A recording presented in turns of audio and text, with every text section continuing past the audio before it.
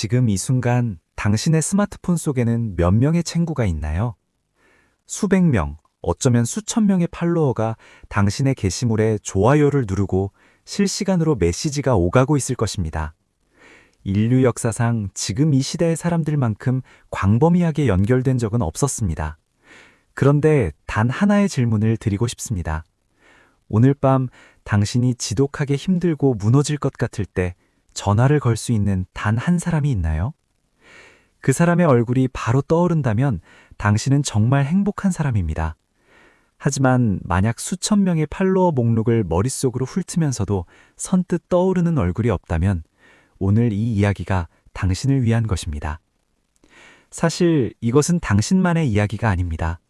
통계에 따르면 디지털 소통에 가장 능숙한 20대와 30대 청년층이 오히려 중장년층보다 훨씬 깊은 외로움을 호소한다고 합니다. 수만 명의 팔로워 뒤에 숨겨진 정작 내 마음을 털어놓을 단 한 사람이 없다는 고백. 이 모순은 단순한 심리적 현상이 아닙니다.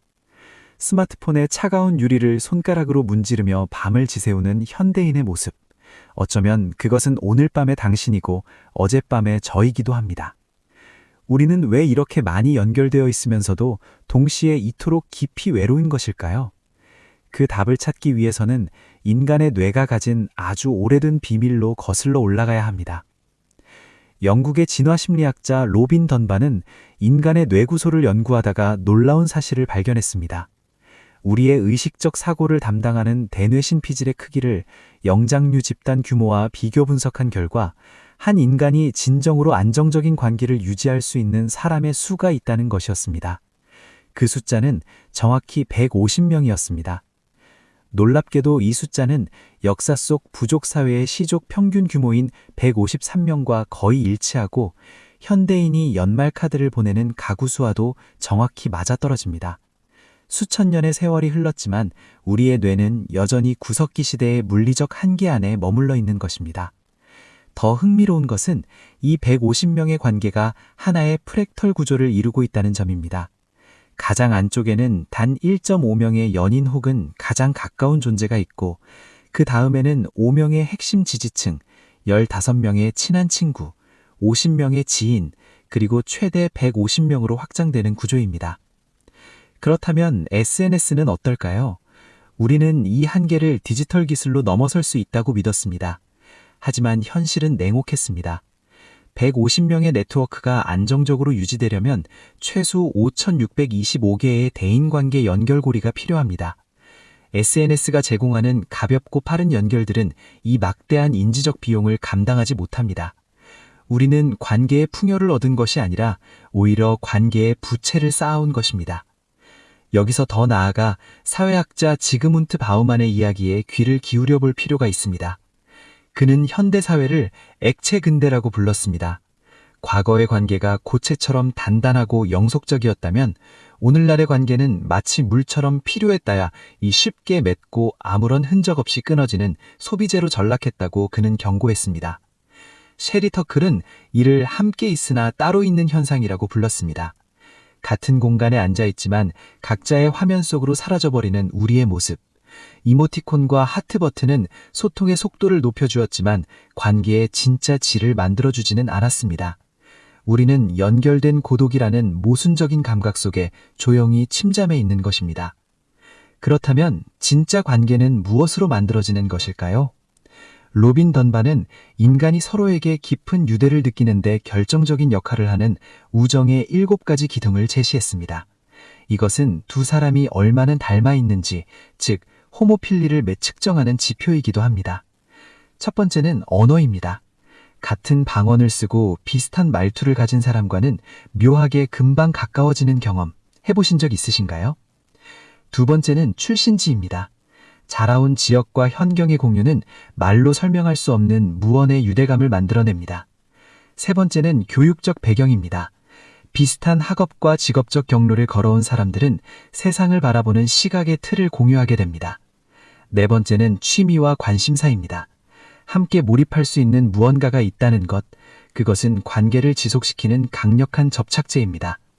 다섯 번째는 유머 감각입니다. 같은 것을 보고 함께 웃을 수 있다는 것, 그 정서적 카타르시스의 공유야말로 친밀함의 핵심 중의 하나입니다. 6번째는 세계관입니다. 종교적, 도덕적, 정치적 신념의 일치는 관계의 깊이를 결정짓는 중요한 토대가 됩니다. 그리고 마지막 7번째는 음악적 취향입니다. 같은 설련에 가슴이 떨리는 사람과는 언어가 닿지 않는 곳에서도 통한다는 느낌, 혹시 경험해 보신 적 있으신가요? 던바에 따르면 이 7가지 기둥 중 단 4가지만 견고하게 겹쳐도 우리는 그 사람을 영혼의 동반자로 느끼게 된다고 합니다. 지금 가장 가까운 사람을 떠올려 보시면 어떨까요? 몇 가지가 겹치나요? 그런데 여기서 한 가지 더 생각해 볼 주제가 있습니다. 사랑에 빠질 때 우리는 흔히 삶이 더 풍요로워질 것이라고 기대합니다. 그런데 진화 심리학은 로맨스를 냉혹한 제로섬 게임에 가깝다고 설명합니다. 새로운 연인이 삶에 등장하면 우리는 가용한 사회적 시간의 약 40%를 그 사람에게 쏟아붓게 됩니다. 그 결과 기존의 핵심 지지층 5명에게 돌아가던 에너지는 0.6배 수준으로 급격히 줄어들고 수학적으로는 가장 가까웠던 친구 2명을 잃게 된다고 합니다.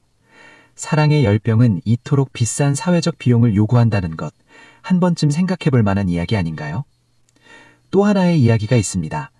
요즘 우리 주변에는 가스라이팅, 나르시시스트라는 말이 넘쳐납니다. 이 심리학 용어들은 복잡한 관계의 갈등을 명쾌하게 진단해주는 듯 보이지만 때로는 사소한 서투름이나 의견 차이를 인격장애로 교정해버리는 무기로 오용되기도 합니다. 상대를 괴물로 낙인 찍는 순간 우리는 관계 안에서 자신이 져야 할 책임을 잊고 스스로를 피해자의 서사 속에 가두게 될지도 모릅니다. 진정한 관계의 성숙은 상대가 완벽한 존재가 아니라 나만큼이나 불안정한 한 인간임을 인정하는 데서 시작되는 것이 아닐까요? 상대를 진단하기보다 서로의 결핍을 함께 응시할 때 비로소 관계는 치유의 단계로 나아갈 수 있다는 점을 떠올려 보시면 어떨까요? 그리고 그 불안정성으로부터 나를 지키기 위해 필요한 것이 바로 경계선 설정입니다. 무조건적인 수락은 배려가 아닌 자기 방임이 될 수 있습니다. 조금 생각할 시간이 필요해요 라는 말 한마디로 감정적 휩쓸림을 막을 수 있고 지금은 어렵지만 다음 주라면 가능해요 라는 대안적 거절로 관계의 끈을 유지하면서도 자신의 선을 지킬 수 있습니다. 거절은 상대를 밀어내는 것이 아니라 나를 온전히 지켜냄으로써 상대를 더 오래 사랑할 수 있게 하는 안전망이라는 것을 기억해 보시면 어떨까요?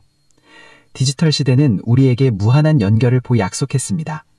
그러나 우리의 뇌는 지금 이 순간에도 여전히 구석기 시대의 들판 위에 서 있습니다. 150명이라는 생물학적 임계치를 겸허히 받아들이고 수천 개의 가벼운 연결보다 7가지 기둥이 단단하게 맞물린 소수의 관계에 우리의 한정된 생명력을 집중해 보시면 어떨까요?